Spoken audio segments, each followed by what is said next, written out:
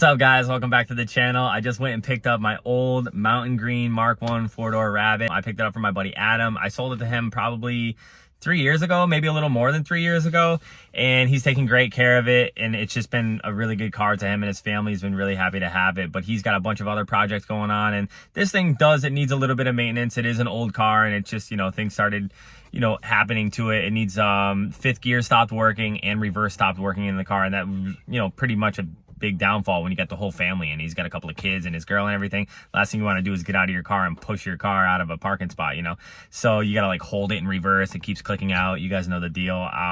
So years ago I bought this car from a junkyard. It was really cool. I went to the junkyard and they had two of them, two Mountain Green Rabbits, and I heard about them. Some people were talking about them, they're like, hey, you're the Volkswagen guy, right? And I'm like, yeah. What's up? You got something new? And they're like, yeah, we just crushed a green Volkswagen. We got another one back there. We're about to crush it. Do you want it? And I'm like, no, yeah. Hold on a second. And in my head, I'm thinking it's just going to be like a Mark III four-door, dark green. And then I turn the corner and it's just Mountain Green, just bone stock. I think it had 60,000 miles on it. And I was just shaking, dude. I was like, oh my God. Yeah. What do you guys want for this? And they're like, I think I bought it for cheap money. It didn't run. The transmission was blown in it. It had a clutch in the trunk.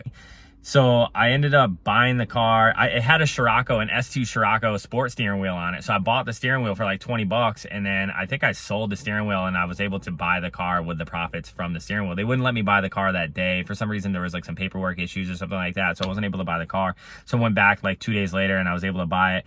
I gave them money for it and they had to get it out. They had to move a bunch of cars to be able to get it out. I was like, hey, can you guys just not pick it up with the forklift? And they're like, yeah, don't worry, we're not going to pick it up with the forklift. So I was like, okay, cool. And they picked it up with the forklift and they dented the door with the forklift. So kind of pissed, but whatever. It's not that bad of a dent and you wouldn't even know if I didn't tell you.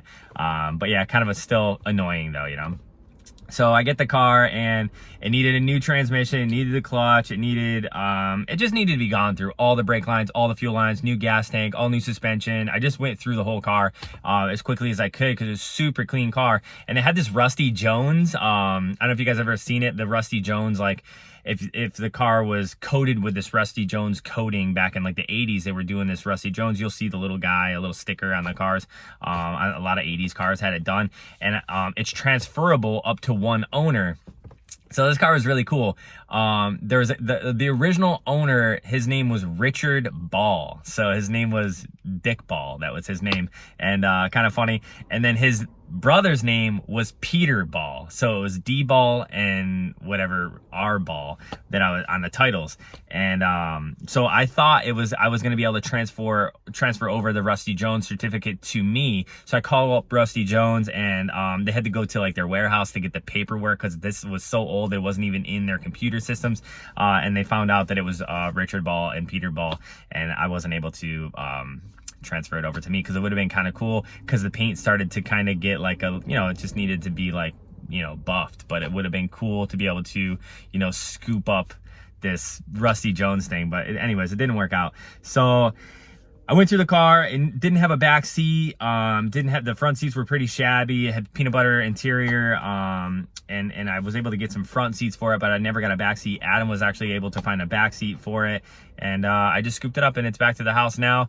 So you guys are probably checking it out in the video, and I'm just really excited to have it back. So I got to do a little bit of swapping stuff around, moving the wheels. The wheels need some work, and then I'll probably maybe put the D90s on it. I've got a different set of wheels that I had on the Cub van that you guys saw in a couple of videos back here. You guys saw my Cub van. I might put those wheels on that. I kept those from when I sold the Cub van. The new owner didn't want those wheels, and he got a couple $100 off if I kept those wheels, so I was able to snake them out of there. So yeah, so I'm excited to have this thing back. I'm gonna put a trainee in it. It's got a fan issue. It's got a fuel pump issue with wiring. There was some funky wiring stuff going on. Adam was saying that he just had some wiring issues, so I got to dive into that. It's got the early fuse box and everything, so I'll most likely just pull it, clean it up really good, and then hopes that cleaning it and seeing if there's any bad wiring that needs to be fixed, and I'll fix that. But today I'm probably going to pull my blue car out I got some stuff going on with that. Don't think I've been sleeping on you guys. I've been really focusing on that car. I got some stuff in the works to show you guys with that car. Nothing too crazy, but some progress is progress. So I'm gonna pull that car out today and then pull the green car in. I'll probably put the trainee in it. Adam gave me a trainee with the car, so I'm really excited. Another Mark III trainee. Yeah, let's throw this transmission in and take it for a rip.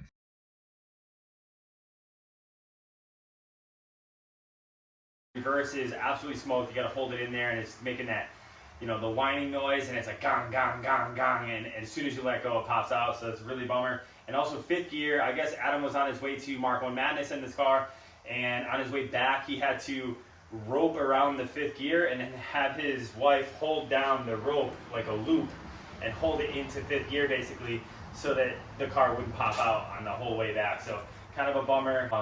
The quickest I ever did a transmission swap, it took me 46 minutes to pull it out and an hour and 6 minutes to put it back in. And that was years and years ago, probably 15 years ago now, when I had a Mark II 16 valve. I used to take to the street races a lot, and I blew 12 transmissions in that car. So I was a lot of weekends just like limping that car around. I remember taking it to work and having the case was cracked and it would leak out trainee fluid, so I'd put a plate underneath the car to catch as much trainee fluid as I could to put it back in the car for the ride home.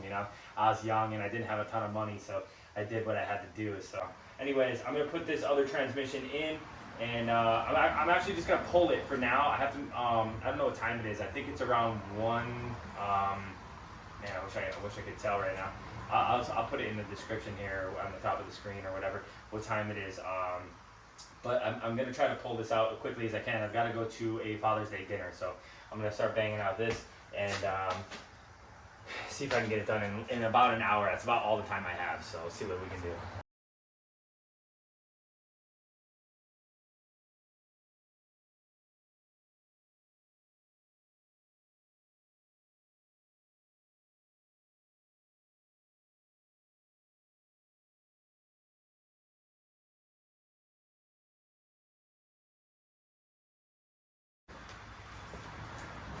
All right, you guys, so it is 1:23. That's definitely my best time. I think that makes it 42 minutes it took me to pull this transmission out.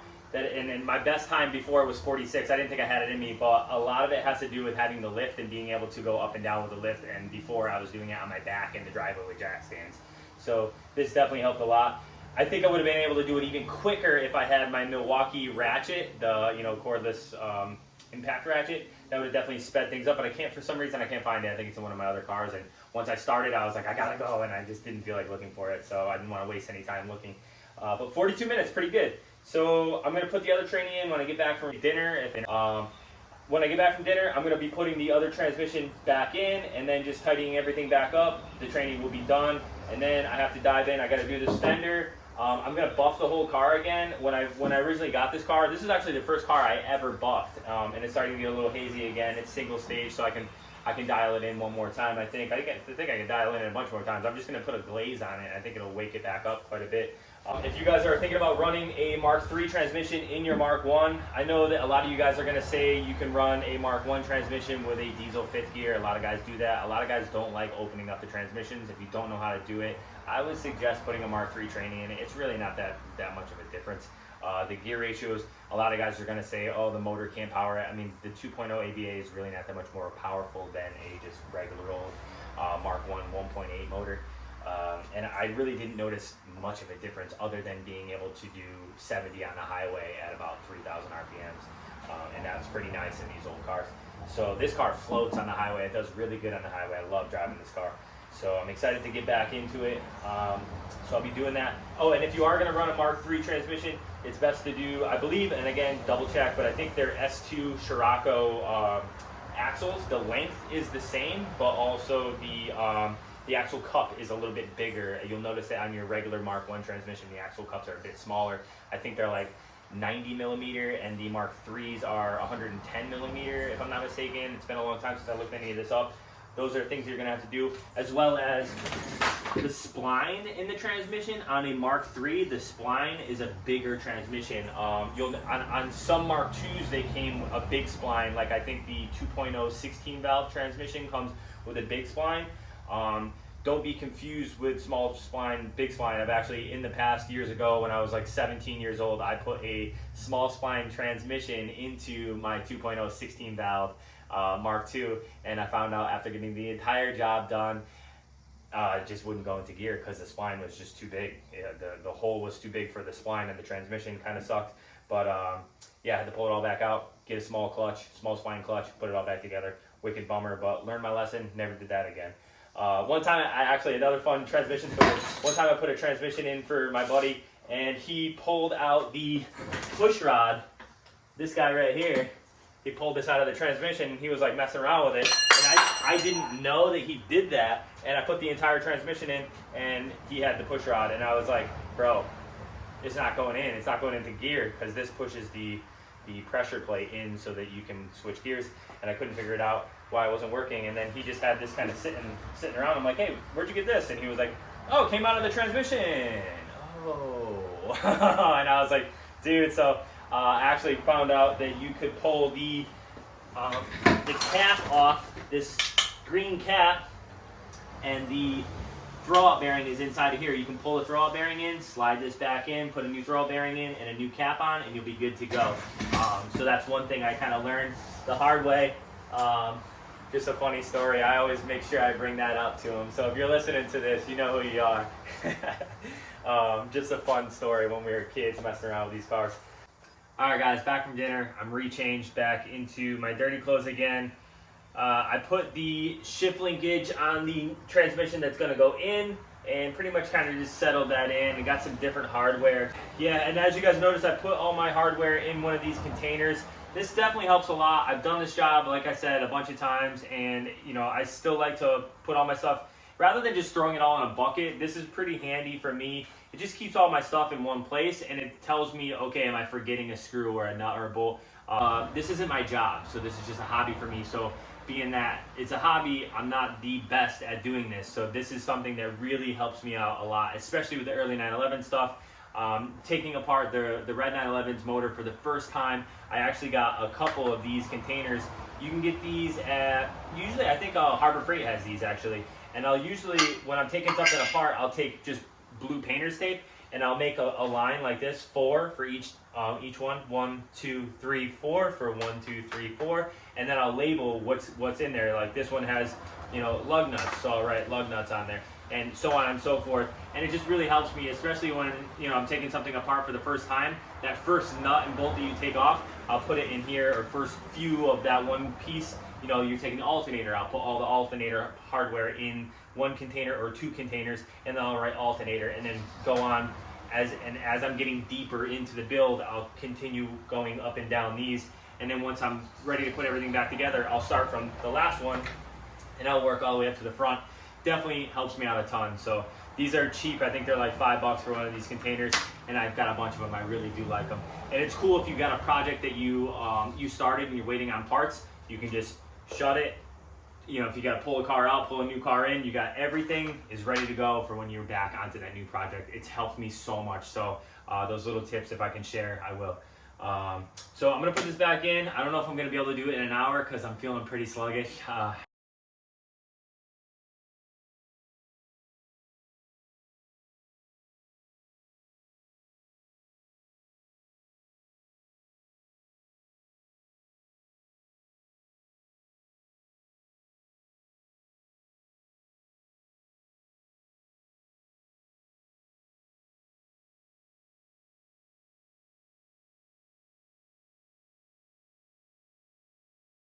Alright guys, so we're actually done, but I started putting the wheel on. I was going to lower it out and drive it out and everything and be all cool, but I forgot I wanted to pull this fender off. So nice fender.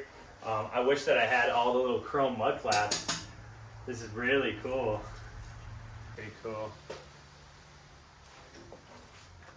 Probably looks sick when they're like brand new, Let's pull this puppy off and put the new one on.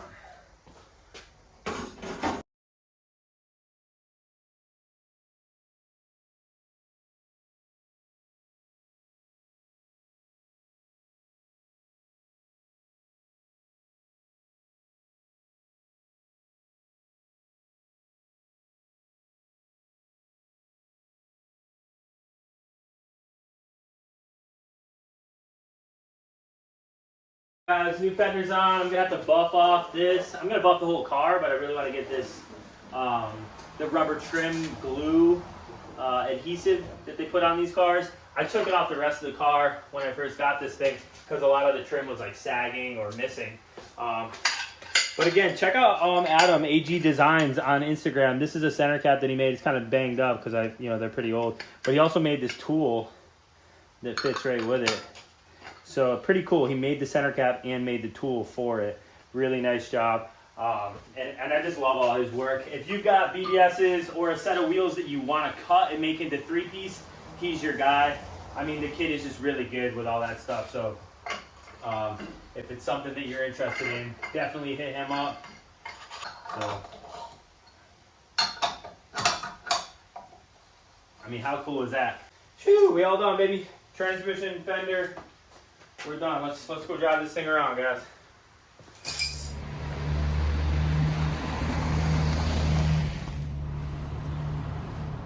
Some of you guys are probably wondering about the stickers. One day I was leaving the gas station. I had a little Arizona green tea. I threw it on top of the car. I get my keys out and I saw that the colors were so close. I was like, that's a pretty cool idea. I got to give that a go. So I hit my buddy Soggy Sam up. He cut me up the stickers. He kind of designed how he thought it would look cool. And we're sharing some ideas back and forth. And this is what we came up with. Pretty simple, pretty easy. But man, this thing, it gets a lot of attention with the stickers on it. I cannot believe how much attention this car gets. I mean, whether you like cars or not, and people are always looking at this car, taking pictures of it. I was getting out of Home Depot one day and this lady bought a tree with like some pinkish purple flowers on it, and she was taking pictures of it next to my car with her husband's taking pictures of the two of them. It was really cool coming out to the car and seeing that. But everywhere I go, this thing's like, hey, it's always a fun car. But we got the D90s back on it. My buddy Taco and I, we real quick threw those back on, and it's just cool to see how it was, when I had it probably 4 or 5 years ago now. So pretty cool to have it back, cruising. I got a lot more stuff to share with you guys on this. Since the beginning of this video, we've gone through some hiccups with this thing. So I've been videoing all that, and I'll share that with you guys, as well as the blue car. I got a ton of new stuff to share with the blue car. That video will be out soon as well. So stay tuned. Thanks for subscribing. Thanks for the likes and everything. I really appreciate it, you guys. I'll see you on the next one.